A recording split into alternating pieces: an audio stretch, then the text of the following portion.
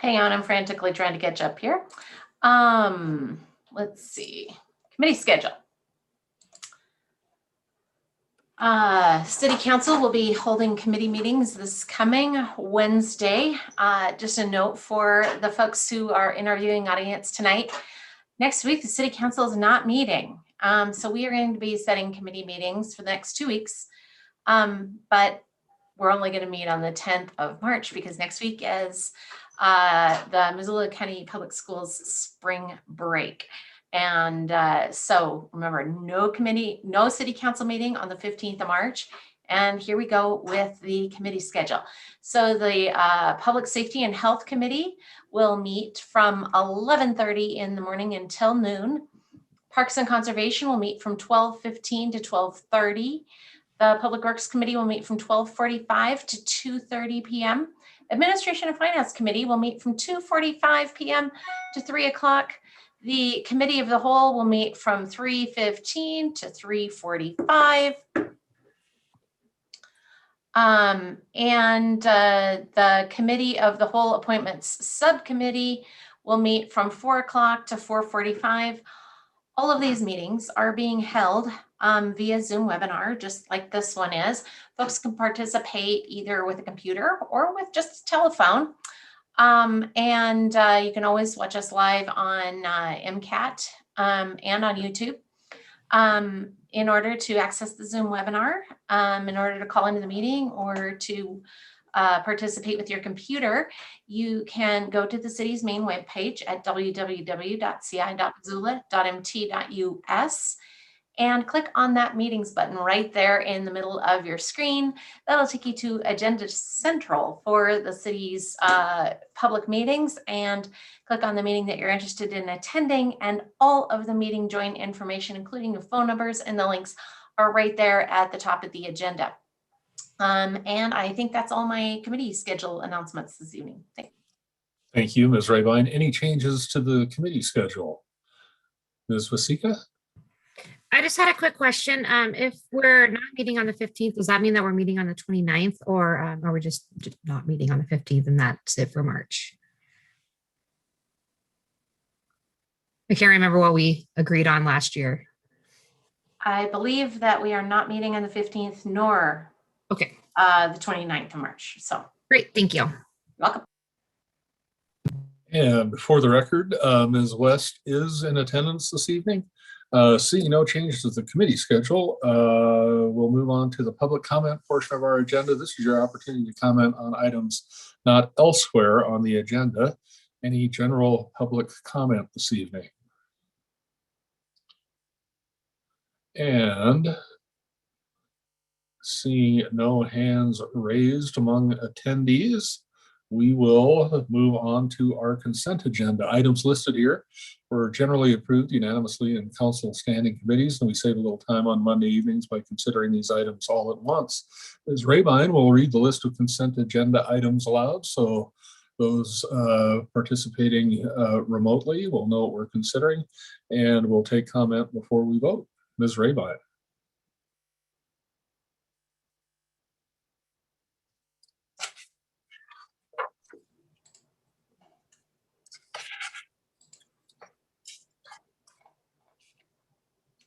Tonight's consent agenda. Oh, let me turn my video on. There we go. Tonight's consent agenda is long. We have 13 items on tonight's consent agenda. Item number 1 is to approve claims, which are the city's accounts payable. There are bills. It's how we pay folks who do business with the city. And this week they're in the amount of $1,582,152.63 for checks that are dated tomorrow, March 9th, 2021. Number 2 is to approve and authorize the mayor to sign the professional services agreement amendment number 2 with Financial Consulting Solutions Group. Hang on. Part of my text seems to be cut off in my window. For the utility financial plan and rate study at a cost not to exceed $24,241. Number 3 is to approve and authorize the mayor to sign a professional services agreement with Water and Environmental Technologies for the Patty Creek Wells Water Rights Project for a cost not to exceed $33,744. Number 4 is to approve and authorize the mayor to sign a professional services agreement with Simco GC Systems for the rebuilding of the claw control valves. That's a water system project in 2021 and 2022 for costs not to exceed $72,447. Number 5 is to approve and authorize the mayor to sign a construction agreement with IMEG for water main replacement on Mount Avenue and 14th Street. It says construction agreement. It is not a construction agreement. We wish we could install water mains this cheaply. This is an engineering services agreement for a cost not to exceed $52,234. I will get that changed on the action summary, that is an engineering services agreement, not a construction agreement. Confirm the mayor's reappointment of Suzanne Peterson to the Police Commission for a term that begins May 1st of 2021 and expires on April 30th of 2024. Number 7 is to confirm the mayor's appointment of Greg Twigg to fill a vacated term in the Public Art Committee for a term that begins immediately and expires on June 30th of 2022. Number 8 is to set a public hearing for March 21st, 2021 on a resolution amending the annual appropriations of the city of Missoula, Montana. We're amending the budget. That's what that is. As set forth in the fiscal year 2021 budget and capital improvement program. Number 9 is to approve the mayor to sign a revised letter of intent for development of the Scott Street lots.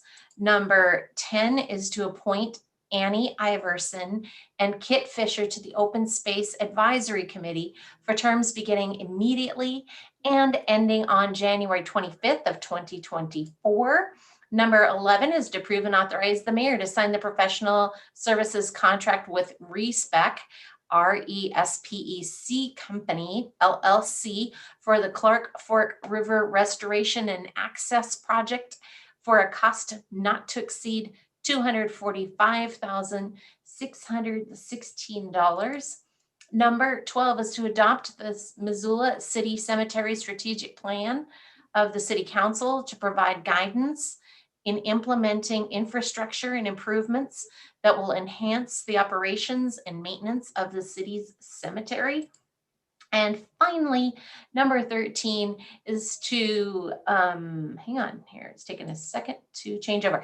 Approve and authorize the mayor to sign the amended cross-access and sharing parking permanent easement between Interconnect International LLC and the city of Missoula for the West Broadway Island shared parking lot, and direct the city clerk to record the amended easement. Thank you, Ms. Pardon me. Thank you, Ms. Rabine. Questions or comments from council members? Ms. Merritt. For the record, my husband is an employee at RESPEC, so Marty, I will be abstaining from voting on item number 11. Thank you, Ms. Merritt. And Ms. Hart. Thank you. I just wanted to call out a little bit of a dialogue that happened in the cemetery strategic planning session this last week. We had a really informative presentation, learned a lot about the history of cemeteries and how much they really have changed. And I think what we came away from that particular session was learning that we have over 200 years of life in our current facility. And knowing that today, those of us who are living, a lot of us are struggling in this community to have a roof over our heads. And so that particular strategic plan was talking about really how can we do something better than what we are on the path of doing. And so as we look to acres that we can possibly redevelop in the future, this poses a real possible solution to our housing needs. So I will be in support of that. Seeing no further comment nor any hands up among attendees, we will have a roll call vote.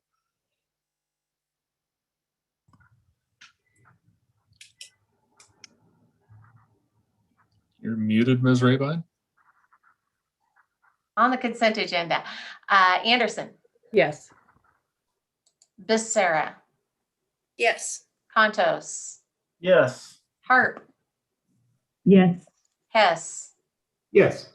Jones, Yes.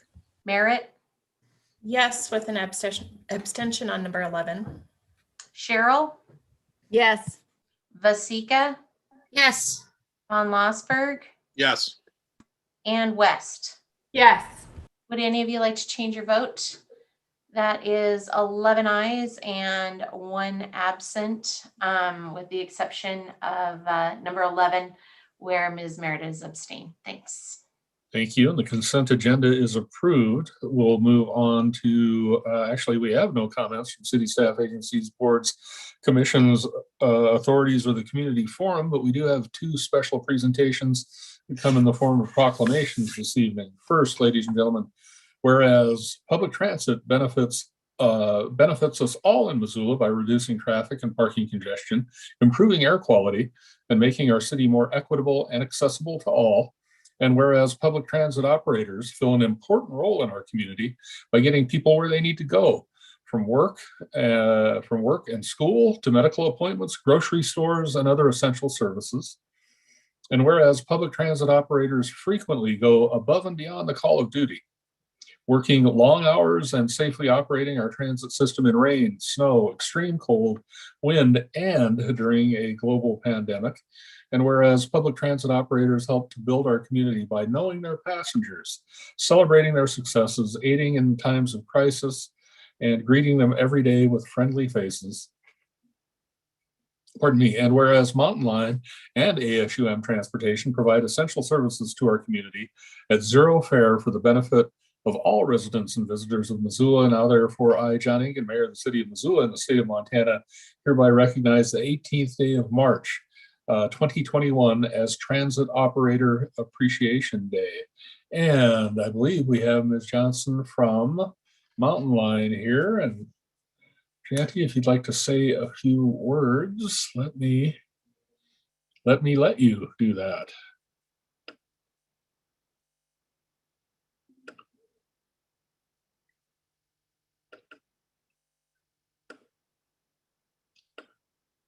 Sorry, mastering technology. That's not happening.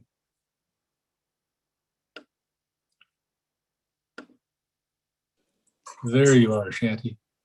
Hey, hi everybody. Hi, Mayor Engen. My name is Shanti Johnson and I'm from Mountain Line. And I just want to thank you all so much for your support over the past year, for recognizing our team for the essential service that they provide in our community, and the essential role that public transit plays to keeping all of us healthy and connected, particularly during difficult times, but even in normal times. So thank you so much for your recognition today. This means a lot to our staff and our team, and we really appreciate it. Thank you, Ms. Johnson, and give our thanks to all those drivers. Mr. Hess, if you do the same for your crew at ASUM Transportation, pretty remarkable. This year, we do this proclamation every year. This is the first year we've thrown in global pandemic. I'm reluctant to think about what may be included next year. I'm going to hope for the best. However, perhaps we can even subtract that item. Next, ladies and gentlemen, and this is of particular note this evening, given the composition of the Missoula City Council, whereas the month of March is Women's History Month, which celebrates significant contributions of women of all races, ethnicities, and backgrounds, and the contributions they've made to the world.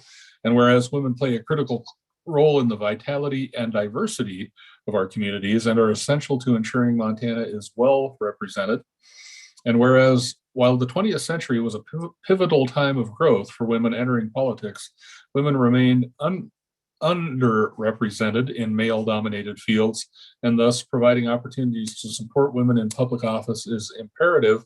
And whereas recognizing women in public office will bring awareness to the fundamental necessity of their work and will inspire other young women to serve their communities, now therefore be it resolved by the Mayor of the City of Missoula and the Missoula City Council that March 19th, 2021 hereby be proclaimed Celebrating Women in Public Office Day, and call upon the people of Missoula and Montana to unite as we support the success of Women in Public Office and observe every March 19th with appropriate activities, events, and programs. I will tell you that when I first was elected to the Missoula City Council, the composition of the council was much different in many ways, and particularly with regard to gender equity.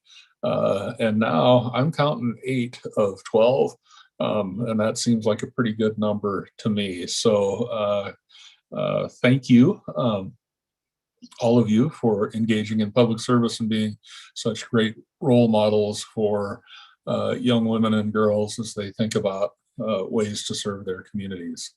We have no additional special presentations this evening, nor do we have any public hearings. Pardon me while I turn the page. I'm sorry, we do have a public hearing, and that is on the question of ward boundaries. And our staff presentation comes from Neil Pennanen this evening. Thank you, Mayor Engen. Yes, my name's Neil Matthews Pennanen, and I am an employee within the Community Planning Division within the Community Planning Development and Innovation Department. Just for the record there, and I'm just going to talk about ward boundaries for a few minutes here. I'm going to go ahead and share my screen. All right. And let's see if I can get this right this time. Last time got the presenter view switched with the, let's see. All right, are you guys seeing just the slide and not my notes? We are. No, we're seeing your notes too. Oh, great. Okay. Well, let's just switch those display settings. All right. How's that? That's it. There we go. All right. Thanks. Okay. So ward redistricting. Every 2 years in preparation for city elections, we update ward populations and propose any changes needed to ward boundaries in order to maintain practical equality by the population by ward. And this is adjusted based on census data every 10 years. So in between, we adjust ward boundaries based on estimated population growth. We do that from residential building permits. So right now we're using 2019 and 2020 building permits. And the idea behind that is any development from those will most likely be done by the end of 2021, which nicely fits with the time when representatives would take their seats in January of 2022. A little background on how the wards have changed over the past decades. This has been done every 2 years. And early on in 2013, 2015, there were a lot of changes. And as we've gotten later on, there have been more changes, it seems like, each year. And then in 2023, hopefully we'll have census population data by then, and we'll be able to use those more solid census numbers to update ward boundaries at that time. So some considerations that must be taken in realigning ward boundaries are maintaining a population of plus or minus 3%, keeping wards regular and compact in shape and size, convenient for voters, using natural and physical geographic boundaries where possible, respecting political and census boundaries, and avoiding redistricting a seated representative out of their ward. So these are the current wards with council representatives shown with stars on the map. And these are the building permits that are informing the changes in ward boundaries. So over these 2 years, 1,013 housing units have been added to the city, and development has occurred throughout the city, though it hasn't been equally distributed. So this map represents new population that has been added according to building permits. But it's important to remember that not every, that the wards weren't completely equal before these, all of these new dwelling units were added. So the blue dots are single dwellings, the duplexes are yellow, and multi-dwellings are in red, with larger dots representing larger multi-dwelling developments. So that brings us to an addition of 2,045 people, which is a total population estimate of 78,376 from the number of 76,331 that was estimated in 2019. This brings the total for the average ward population per ward to 13,063. So the practical equality plus or minus 3% is 392. So we need wards in order to be aligned to have populations between 12,671 and 13,455. So these are the estimated ward populations at the current time. Wards 1 and 6 are in alignment within that 3%. Wards 2 and 5 are over, and wards 3 and 4 are under.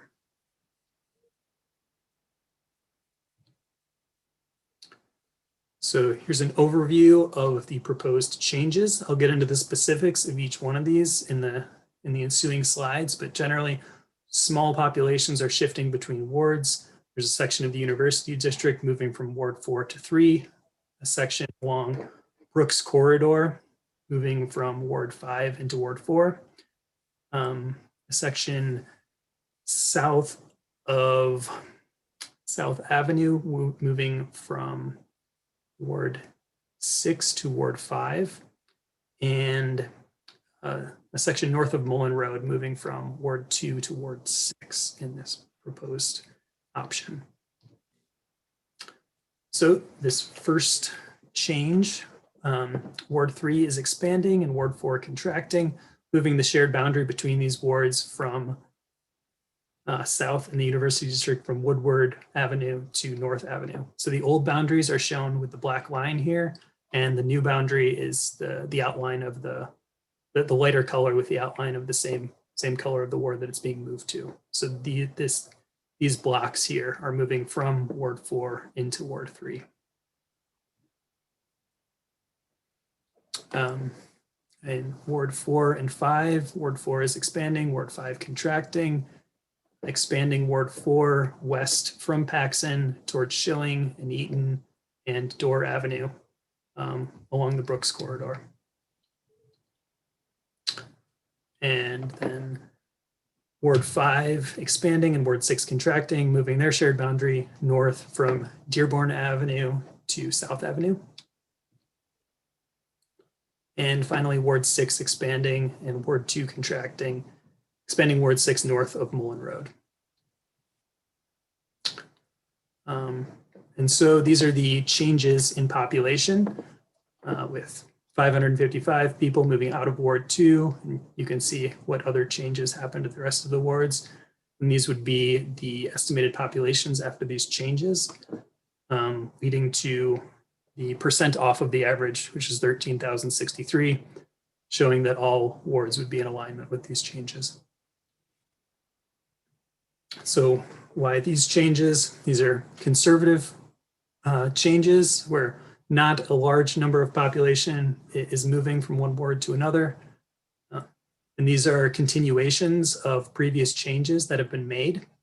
So we're not moving ward district boundaries back and forth so much as continuing trends that have occurred in the past. And to what extent was possible, neighborhood association boundary, council boundaries were kept intact, and where there were splits before, there may still be splits, but we're not adding any new splitting or confusion into that.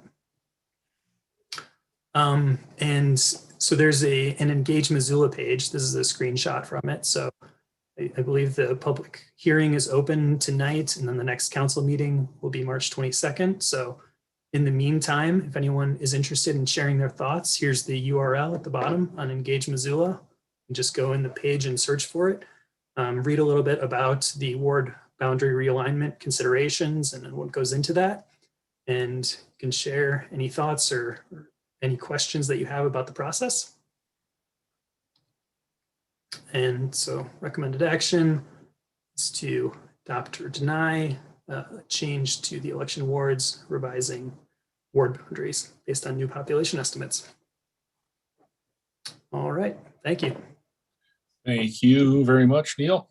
With that, are there questions or comments from council members? All right, seeing, oh, I'm sorry, Ms. Merritt. Sorry, the button to push my hand up got buried. Neil, thank you very much for that. We had some questions from the public as we've been gone through this process. I wonder if you could give us, just for the record, a little bit more of the thought process and who else was involved with you in just making those decisions. I know they're all pretty minor adjustments, but how you came to those decisions of what to move where. Yeah, so like you said, the thought process was that the kind of smaller changes and moving the least number of people around necessary to reach that practical equality. And I, put together some different ideas for how things could change, and consulted with city leadership and got their feedback on what potential changes want to be seen. And so this is a result of those conversations. Thank you, Ms. Vasika. Thanks. I was wondering if this passes, will the people who are affected be notified of these changes? So in my experience, elections office will likely notify those folks. Okay, great, thanks. Yes, they send out a new voter registration card to folks whose ward boundaries are changing. Thank you. Seeing no, I'm sorry, Ms. Anderson. Sorry, just to clarify, the new voter registration card isn't for them to sign up to vote again if they're already registered to vote. It's just to update them on the changes. Correct, Yes. Ms. Rebang? Yeah. It doesn't, they send it out to currently registered voters to indicate that their ward number has changed from 3 to 4, from 4 to 3, or from 5 to 6, or whatever, as the case may be. Okay, I thank you for that. I just wanted to make sure that for the record, we were making sure that people weren't thinking they had to do anything to change their voter registration or their status if they're signed up to receive an absentee ballot. Thank you. All right, pardon me, seeing no further questions from council nor any attendees hands up, we will hold this public hearing open until the 22nd of March, at which point council will make a final decision. And that is actually it for our public hearings this evening. We do have a number of items for final consideration. Items here have had a public hearing. That hearing was held open to allow time for additional public comment before final consideration and action by the city council, and the chairperson of the city's council standing committee will make a motion, and we'll invite comment on these items before we vote as well. Mr. Hess. Thanks, Mayor. Do you want me to make the motion and then go back to you for the rest of the public comment, or what's your desire here tonight? I will close the public hearing and entertain a motion, and then we can have discussion. Okay, thanks. So I'm going to make several motions here. The first is to adopt a resolution to annex Tract 8A of Certificate of Survey 6109 in Section 12, Township 13 North, Range 20 West, Principal Meridian, Montana, and zone upon annexation to B2-2, subject to the conditions of approval based on the findings of fact and conclusions of law. And I guess I'd note that the following motions are contingent on that motion passing, but those would be to approve the McNett Flats subdivision subject to the recommended conditions of approval based on the findings of fact and conclusions of law in the staff report, and also in the memo from staff dated March 5th that amends condition number 22, and to approve 6 variance requests from subdivision regulations as follows. First, to approve the variance request from section 3-020, table 2A, which requires a minimum 90-foot right-of-way for an urban collector with parking to allow an 80-foot right-of-way for George Elmer Drive. Second, to approve the variance request from section 3-020, table 2A, which required a minimum 80-foot right-of-way for an urban local street to allow a 64-foot right-of-way for Old Ranch Road. Third, to approve the variance request for section 3-020, table 2A, which requires a minimum 80-foot right-of-way for urban local street to allow 64-foot rights-of-way for Winchester Drive, Briar Way, Remington Drive, and Abbey Lane. Fourth, to approve the variance request from section 3-030, 2A2 to a block length longer than 480 feet on lot 1. 5, to approve the variance request from section 3-030, 2A2 to allow a block length longer than 480 feet on lot 6.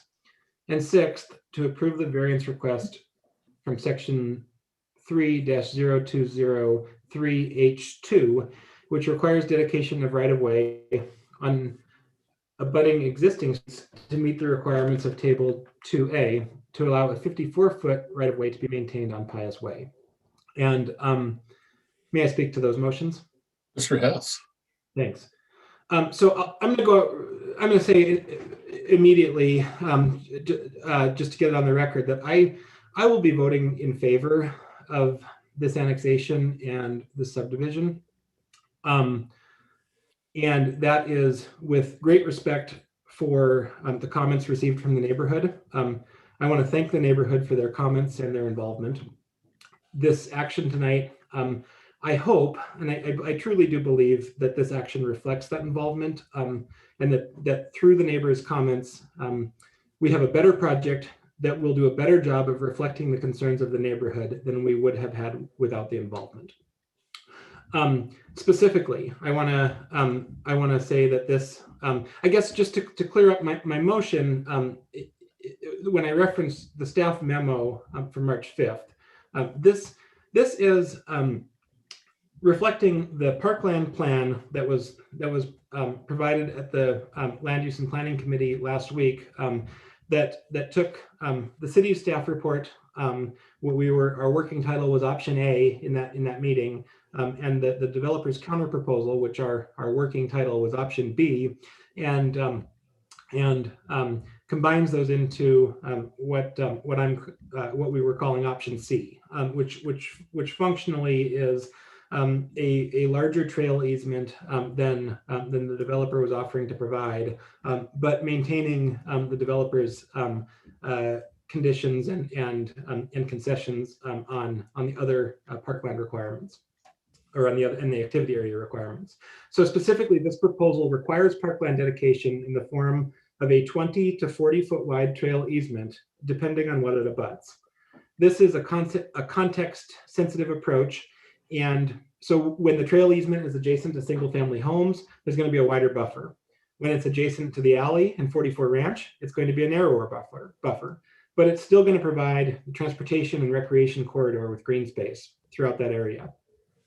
So this is wide enough for a double row of boulevard trees, a multi-use path, which will eventually extend to Hellgate Elementary, and other park amenities, which will eventually be part of a linear parkway along the Tipperary Way Trail.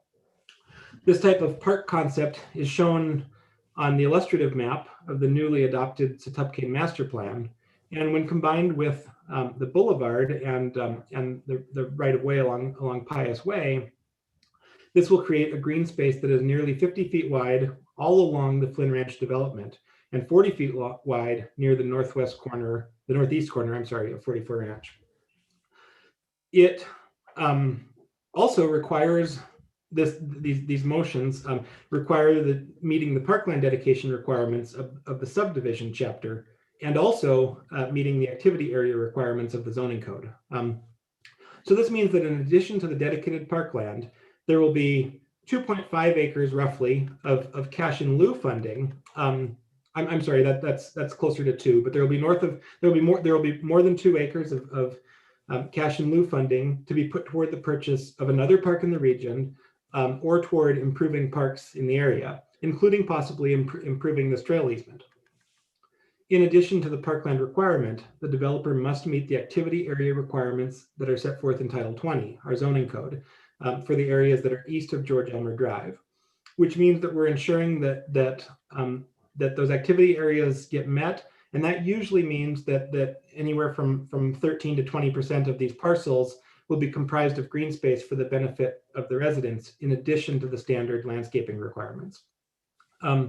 So, we've heard some comments that there's going to be a dearth of green space. And I really think that this is, multifamily buildings are dense, but they don't have to be unlivable. They can be nice places to live. And our requirements provide for activity area, and they provide for landscaping and landscaped green spaces. And so I'm really leaning on our requirements here to require good development. Now, normally we can't require both parkland and activity area. So I think the fact that we're able to do that in this situation, that we're able to require the parkland dedication, the cash in lieu, and the activity area will ultimately result in better development. This also meets some of the key transportation objectives of the Mellon Build Grant and the Setupkin Master Plan. The linear park and trail concept will help satisfy the Tip Yard Way Trail, which was delayed to the second phase of the build grant process. And so this will help get that trail off the ground and built much sooner than it would have been if we were just relying on the build grant process. So by requiring the trail, we'll eventually help connect children who live in 44 Ranch and Remington Flats and McNett Flats and Heron's Landing to the Hellgate Elementary School via a non-motorized safe route to school. And I think that's a really big deal. I think that is a neighborhood amenity that we really need to highlight. I think that that's going to be a game changer in right now. Parents from 44 Ranch or from this area have to drive their children a relatively short distance as the crow flies to Mullen Road with unprotected with intersections that are challenging, over to Flynn Lane, back up to the school. And this trail connection, when it's complete, is going to be a real benefit to the neighborhood. And so those are some of the highlights, I think, that came from hearing from the neighbors. I want to explicitly acknowledge that the concerns of the neighbors are very real. They are absolutely real, valid concerns. And I really respect the time and the energy that residents of Flynn Ranch and of 44 Ranch spent to research the project, to get involved, to contact the council. I appreciate folks' understanding. I received a couple of calls and I explained our rules around ex parte communication and that all of our dialogue has to happen in the public forum. So I appreciate people understanding the stilted nature of communication in these projects. I hope, my hope is that neighbors who commented will understand that these are efforts to acknowledge, address, and mitigate their concerns. I have long thought that between differing land uses, buffering and transitions are some of the most important considerations. And I hope that this linear trail and parkland concept meets those objectives. Lastly, I'll say that generally this development is in line with our growth policy, which is our North Star of how we have articulated we want to develop as a community. And it also helps fulfill a 3-decade-old county plan of establishing a collector road network within this area. This area and the parcel to the north is designated as a node in the growth policy, and it's slated for a slightly higher density development than the surrounding area. And that's been the case in the growth policy since it was adopted. And it's it's an area that the north end of this parcel and the parcel to the 20 acres to the north of this are slated for mixed use commercial development, neighborhood coffee shop, sort of establishments that support the neighborhood and make it easier to live in the neighborhood without driving to meet all of your needs. So I hope that this meets the context of the neighborhood, that it's a good buffer to the single family residential, while simultaneously providing some density and some mixed use that will ultimately support the mixed uses in the area. The last thing I'll say is that this area, this plan, this annexation plan and subdivision plan were submitted before the Setupkin master plan was adopted. And that's, when you play by the rules that were in place when your application came in the door, and that's fair. And I know everyone on council and a lot of folks in the neighborhood are excited about the Setupkin master plan. We're excited about the visionary elements of this plan that will be developed in this area. And this plan, this area, just like Remington Flats and just like Heron's Landing, was submitted under the old rules. And so those are the rules they play by. And so I think all in, we would love it if everything out here met the goals of the master plan. And in a year, any project moving forward from here on out will meet the goals of the master plan. And in the meantime, we will do what we can with our existing rules in Title 20 to promote good development. We've had an iterative process here where we've been able to improve this process. And so all in, I think I will be supporting this tonight, and I'm getting verbose, so I'll stop. But I thank you all for your time. Thank you, Mr. Hess. You don't know from verbose, my friend. That was succinct. Other comments from council members and further discussion? Ms. Merritt. Thanks. And I agree with what Jordan has laid out, so I won't repeat any of that. I also will be supporting these motions, and just a couple of things. I also agree that the trail connector is really important, and I know that it doesn't get us all the way to the school yet, but it lays the plan in place. And it is really important that we plan for a safe way for kids to walk to school.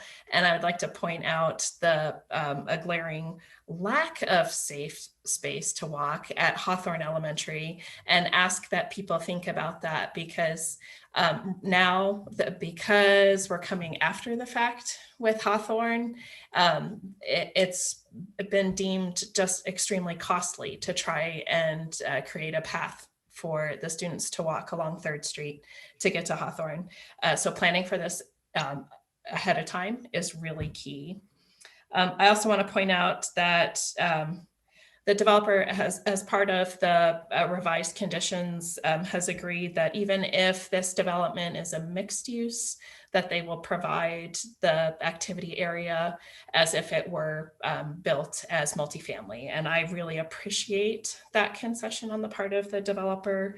It's beyond what would be required of them, so I do appreciate that. I also hear the concerns of the neighbors. I think with the compromises that we've struck, that there will be some buffering for the neighbors from this development, but it's going to change things. And I know how hard that is when you see the landscape around you changing. So that's important that we acknowledge that as well. So thank you all for your time. And Ms. Cheryl.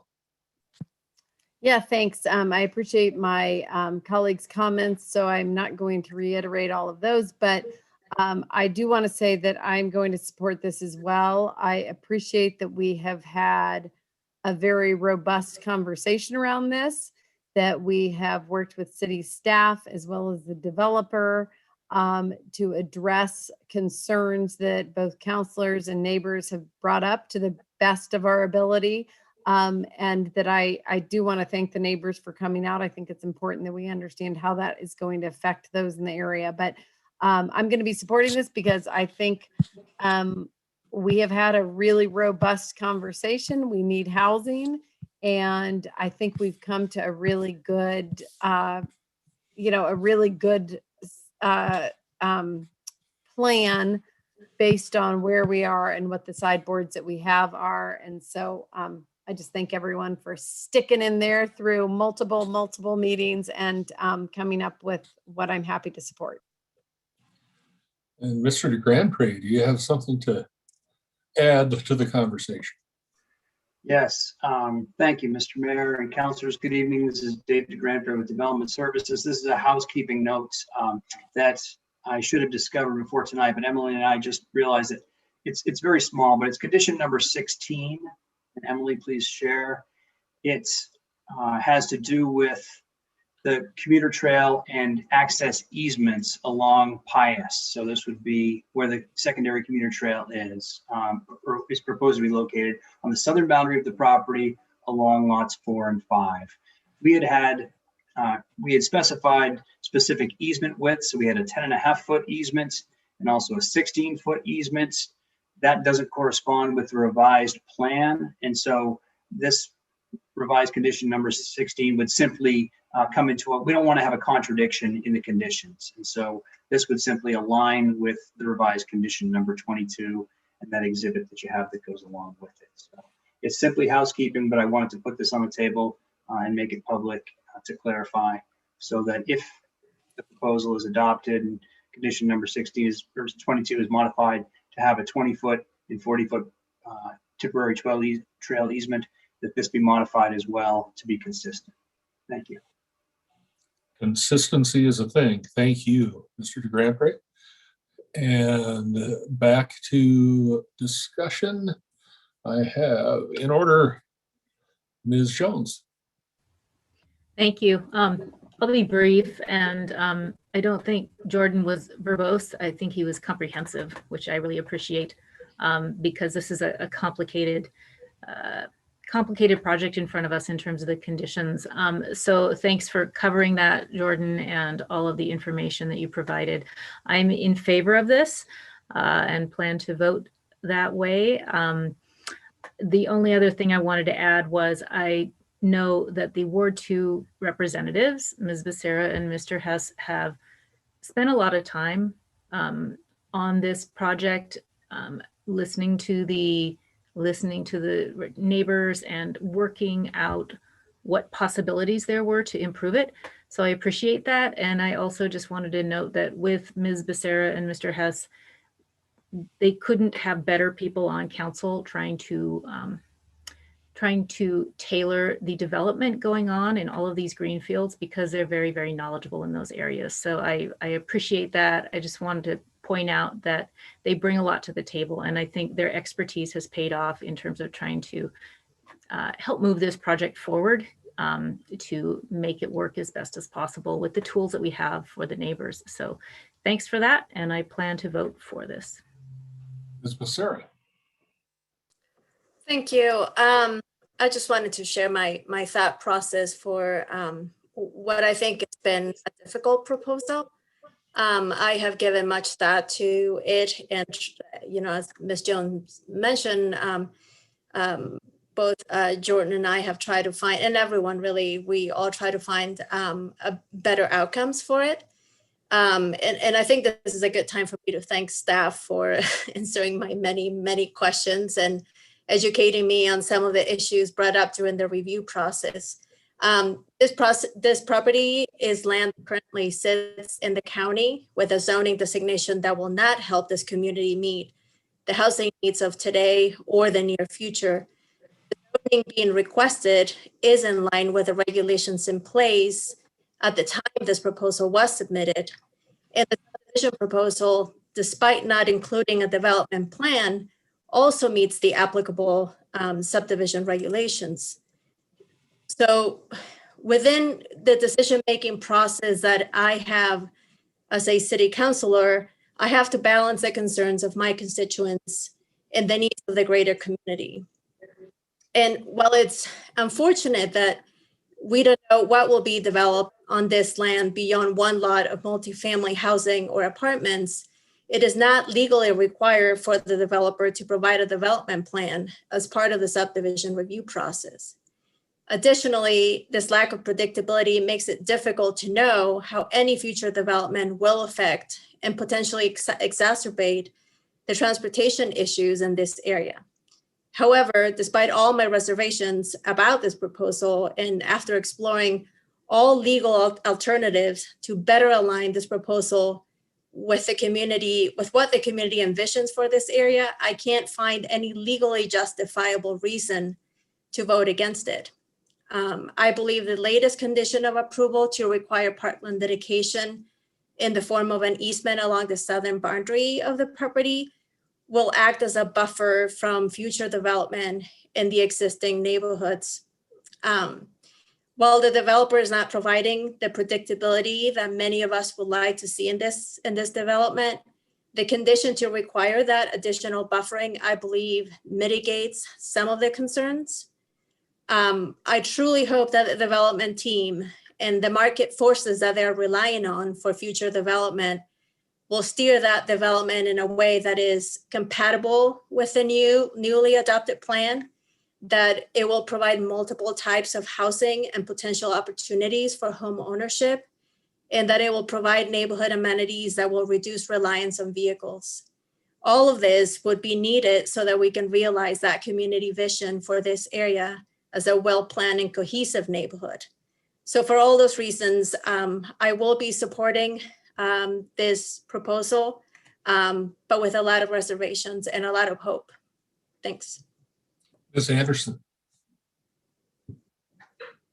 Thank you so much, Mr. Mayor, and I really appreciate the thoughts and all the hard work that has been put into this, and I appreciate the comments from Mr. Hess and Ms. Becerra and Ms. Jones and others about all that went into this. I think that land use decisions to me are some of the hardest that we make here on City Council, because it is a balancing act between the immediate needs of our community as well as what potential long range impacts or subsequent unforeseen consequences may be. And within our regulations, there needs to be, clear, guidelines for developers, as well as flexibility to allow for adaptation. Yet we want predictability, especially as the community grows, to know what is going to be there, how it's going to affect the surrounding community. And that is a balancing act that is not easy to achieve. I appreciate the concerns of the neighbors and that the fact that they took the time, and those don't fall on deaf ears by any stretch of the imagination. I think that there's times where members of council, myself, I will speak for, are sometimes frustrated that we can't be more prescriptive within our regulations, but that's not how those regulations work. That's not how the law works. And so we try in a situation like this to strike the best compromise we can with the developer within our boundaries, understanding that there are going to be some unknowns, but we try to balance the needs of what Missoula needs right now, as well as understanding that once we allow for the zoning, allow for this building, that can't be undone, and that will have a permanent impact on our community going forward. So I think that that's why we take a lot of time. There's a lot of hand-wringing that happens with these decisions, and I really appreciate the community engagement, the back and forth with the developer, allowing for a little bit more time to flesh this out.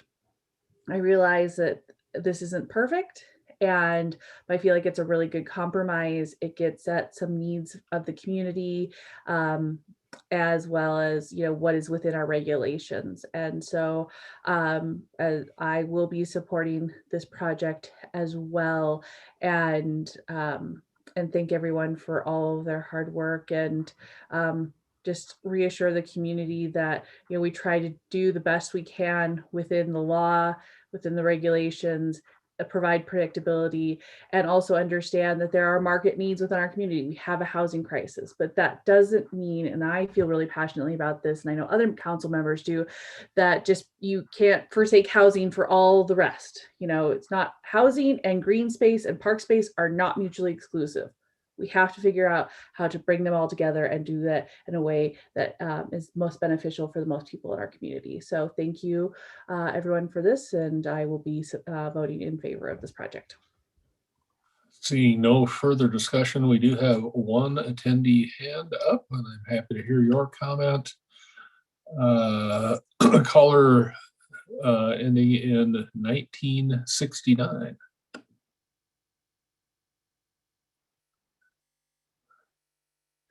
You're currently muted, it appears.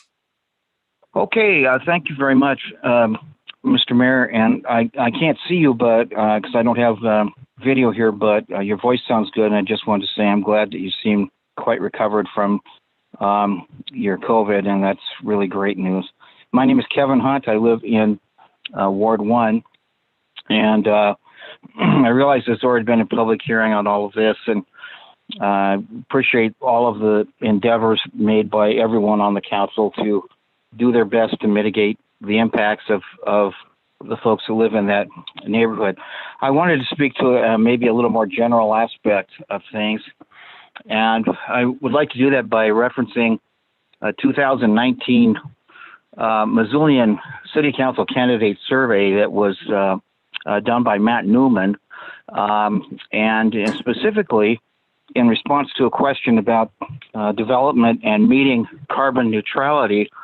One of the alderpersons from my ward, Heidi West, responded that we need to protect local agriculture and farmers.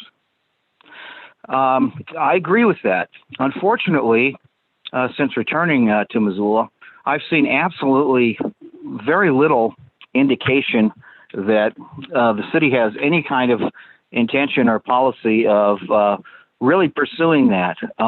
In fact, the new urbanist policy of the city of Missoula appears to be infill, infill, infill, infill every square inch.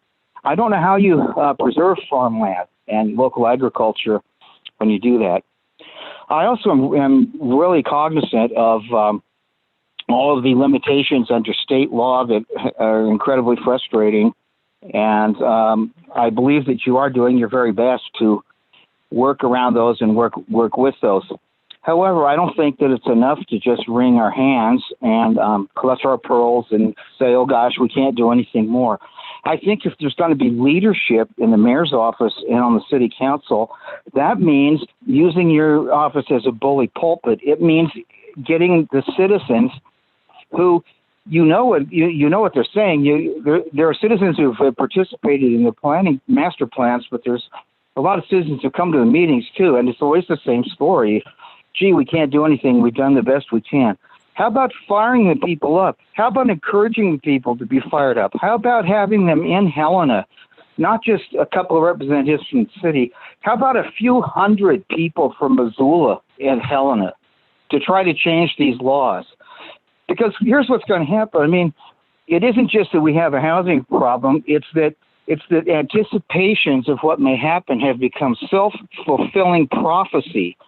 And we are building a new Missoula for people moving here from out of state who can afford to buy whatever they want. And we're displacing people from their homes who have been here a long time, who can't afford the property taxes. My last comment, I'm glad we're concerned about the meeting transportation needs in this new development. I just want to point out that here in Ward 1, in the Rattlesnake, where I live, there is still no bus service. I don't know why that is. I'd like to see the residents already living here taken care of a little bit before we keep encouraging the inundation of this inversion-prone valley with thousands of more people. Thank you very much. Thank you, Mr. Hunt. All right, seeing no additional public comment, we will have a roll call vote. Ms. Rabine, why don't we, well, let's take the annexation first. Yes, let's bring it in the city under our jurisdiction first. So let's start this round with Becerra, Yes. Contos, Yes. Harp, Yes. Hess, Jones, Yes. Merritt, Yes. Cheryl, Yes. Vasika, Yes. Von Mossberg, Yes. West, Yes. and Anderson. Yes. Would any of you like to change your vote? 11 ayes, 1 absent. And the zoning upon annexation is approved, and without objection, we'll take the rest as a package. Ms. Rabine. Okay, just so everybody is clear, this motion is to approve the subdivision subject to the conditions of approval with the amendment to condition number 22 and all of the variance requests as recommended. And let's start this round with Contos. Yes. Harp. Yes. Hess. Yes. Jones. Yes. Merritt. Yes. Cheryl. Yes. Vasika. Yes. Von Mossberg. Yes. West. Yes. Anderson. Yes. And Becerra. Yes. And that vote total is 11 ayes and 1 absent. And the motions are approved. Mr. DeGrandre. Was that motion also intended to amend 16, condition number 16 as well to mirror condition number 22, just for the record? We will make sure that the vote reflects that change. Yes, sir. Thank you. Good to keep house. And with that, we have approval and we have no additional items for final consideration. We will move on to communications from the mayor. And I apologize, I've got a little bit of a bug tonight and I'm slightly off my game, but wanted to note a couple of things. One is I'm of an age where I read the obituaries regularly, and noted that James Kaplis, more affectionately and widely known as Whitey, passed away.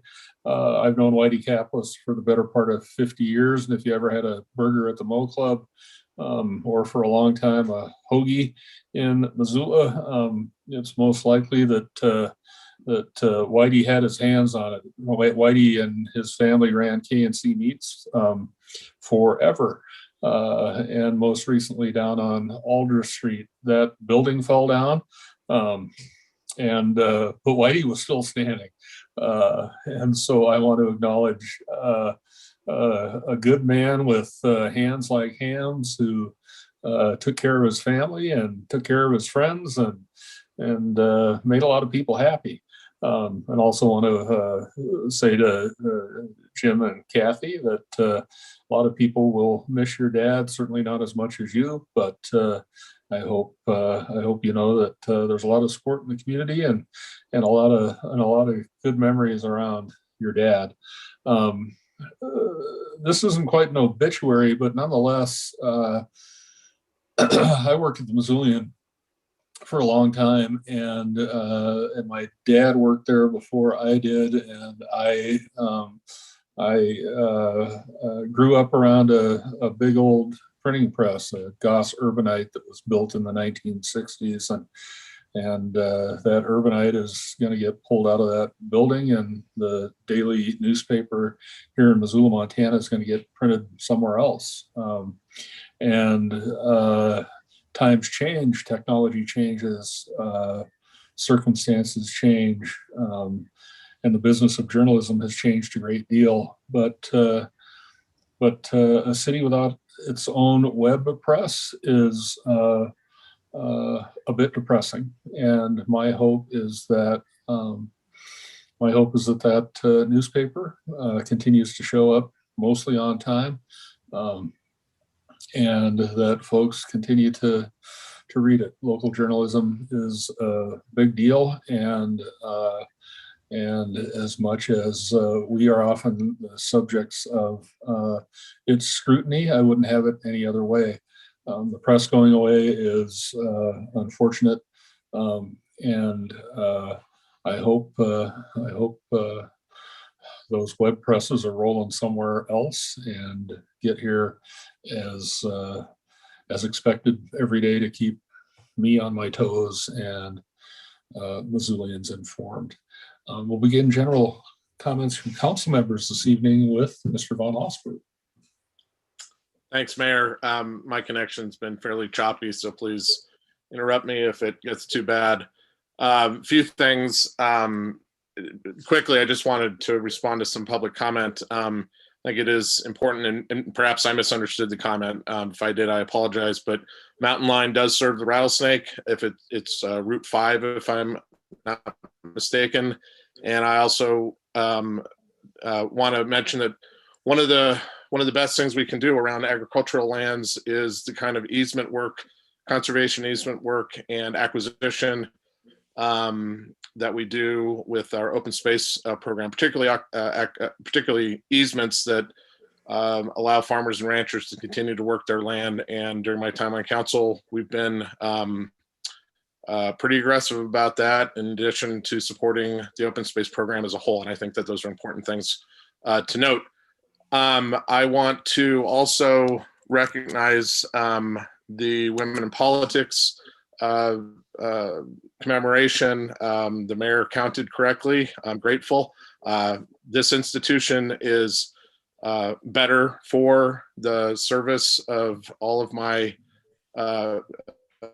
female colleagues. I'm grateful for you. As many people know, I worked at NASA for a bit. I was very interested in the recent Mars landing.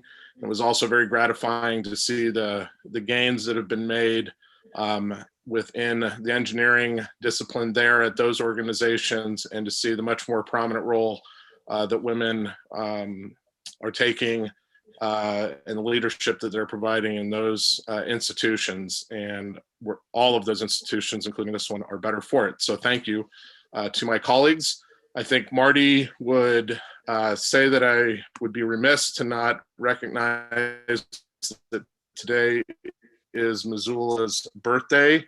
And I am reading her email and noting that the official articles of incorporation for the town of Missoula were on March 8th, 1883. So happy birthday to Missoula. And thank you, Marty, for always being such a good steward of that history every year. And that is it. Thank you very much. And Mr. Contos. I'm good. Thank you, Mr. Mayor. Ms. Vasika. Thank you. I just wanted to take a quick moment to say that even though that we disagree, I'm very, very, very proud to have so many women on council. And throughout my life, I have had so many inspirational women role models, of my mother, my boss in my day job, my best friend, cousins, friends, family. I'm just so incredibly proud of how far everyone in my life has come, especially the women out there. I'm younger, so I'm very grateful to live in a time that where it's normal that we are able to pursue our dreams like this. So I wanted to thank you to all the other women out there who forged the path for us to be able to follow our dreams and to be here on this public platform. So thank you to all the women out there. Ms. Barrett.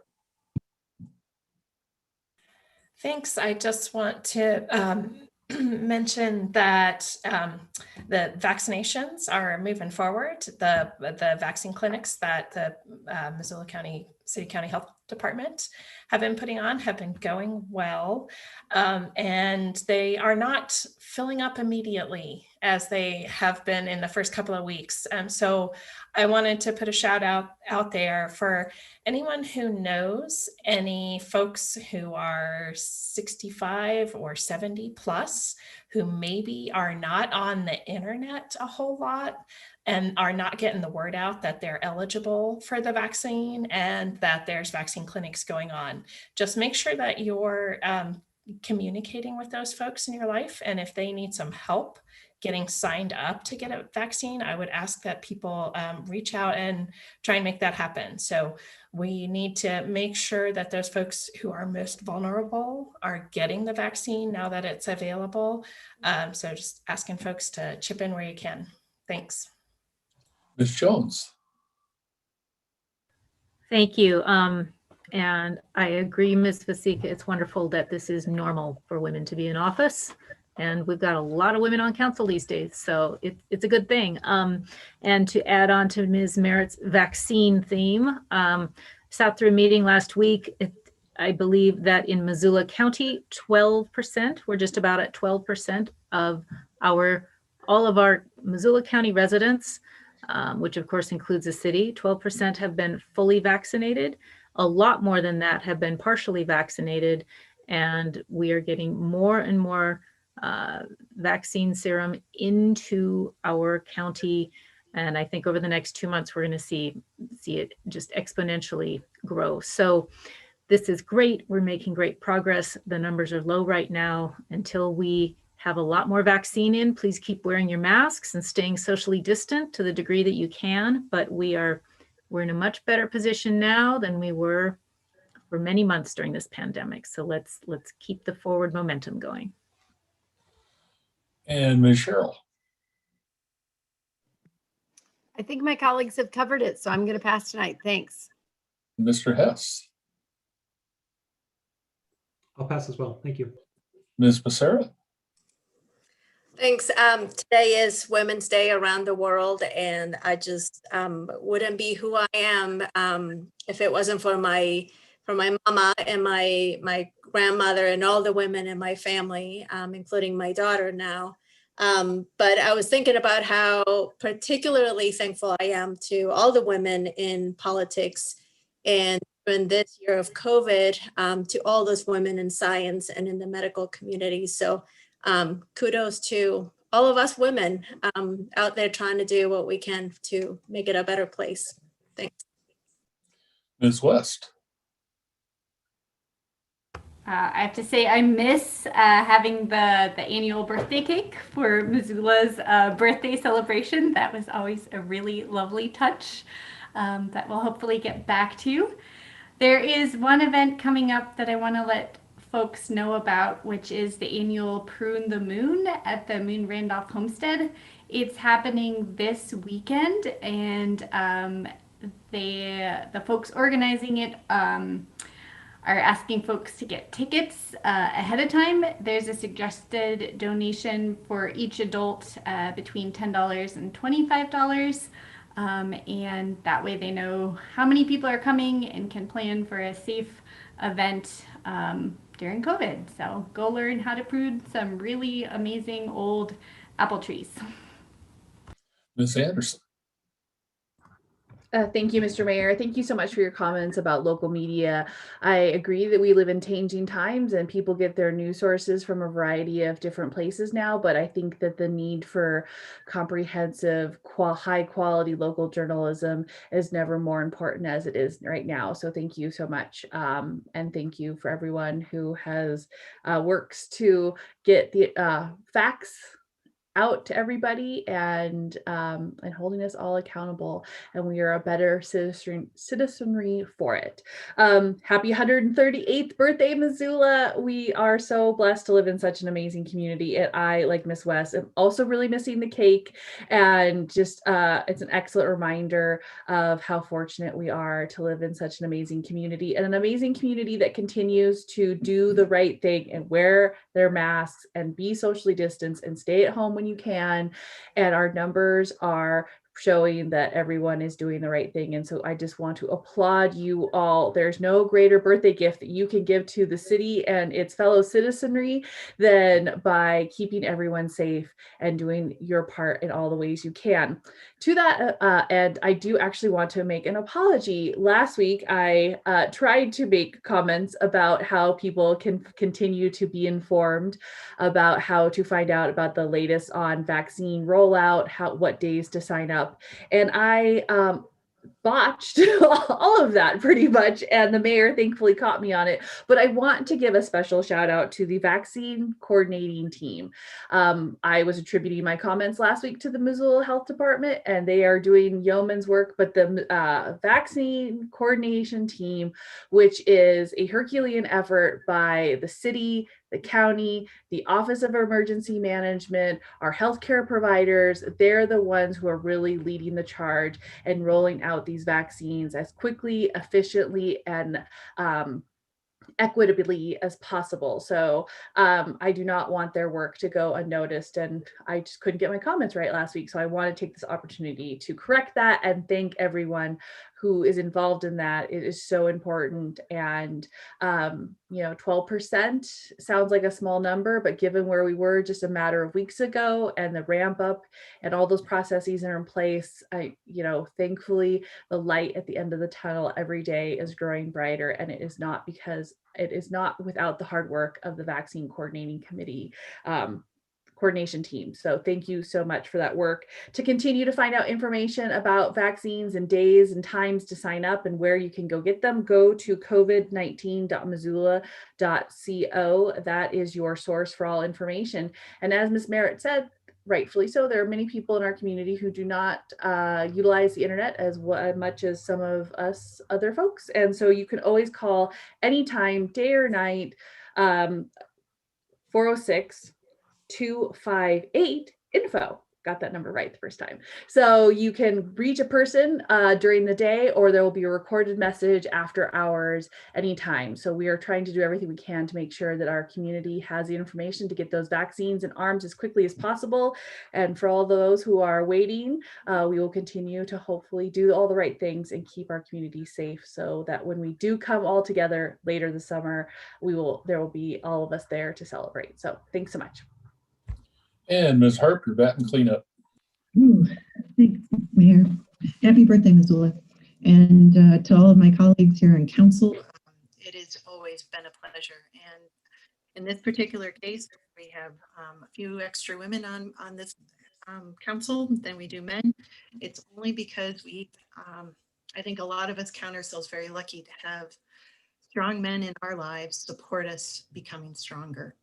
And so I just want to say thank you to all the men out there who see women as equals and support us in trying to do whatever our ambitions take us.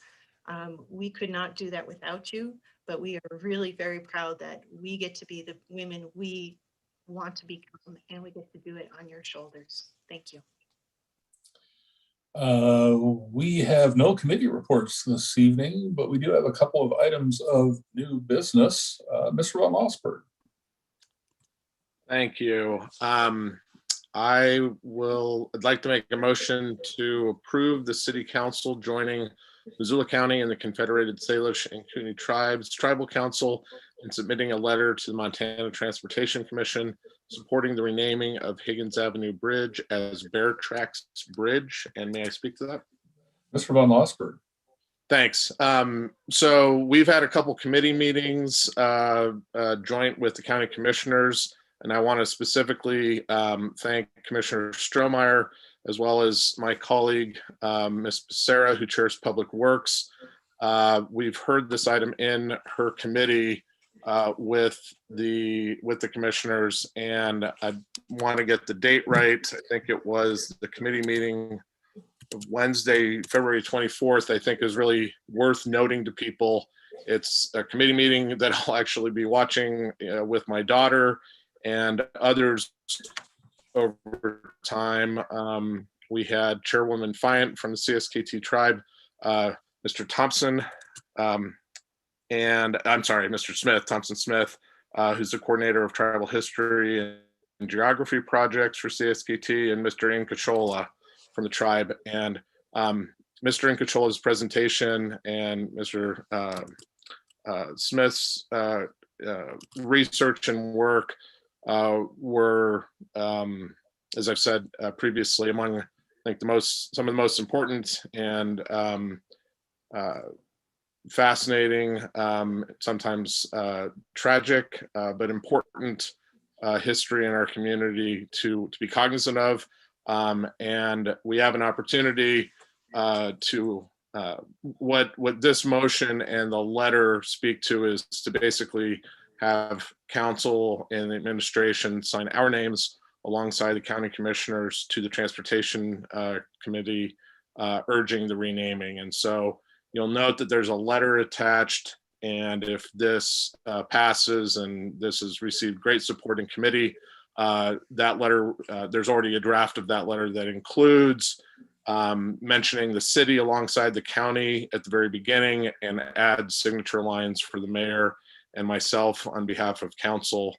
So I'd ask for your support of this. We didn't have this particular letter in committee because of the timing to get this to the committee, but we had these other public works committee meetings about it. So with that, I hope you'll support the motion so that we can process officially this letter and add our support to the county and support the tribe in this. And that motion is in order. Is there discussion? Seeing no hands up, anyone attending the meeting care to comment? Seeing no hands there, Ms. Becerra. Thank you. Sorry, I couldn't find my raise hand button. I want to say thank you to my colleagues. I know there was a lot of support expressed for this action at the last committee, and I want to thank Commissioner Strohmeyer for the very respectful way in which he has approached the tribes to take advantage of this opportunity that we have to rename the Higgins Bridge. I too want to encourage everyone, if you haven't read the minutes or watched that committee meeting, the words spoken by Director Incachola are truly timely and beautiful. So I encourage you to do that if you have a moment. I'll be very supportive of this. I think it's time, and I hope you will support it too. Thank you. Ms. Hart. Thank you. When Director Incachola spoke, he said, this is a place to bring up our children. It's a place to live. It is a place to build a future. And it just strikes me as probably the best place to rename anything is a bridge. When we think of bridges, they connect places and usually other tribes. And so it's, to me, renaming the Higgins Avenue Bridge to the Bear Tracks Bridge really does honor the past, and it really does build a future forward. So I am in full support of this. Further discussion? Seeing none, I see no hands up among attendees. We'll have a roll call vote.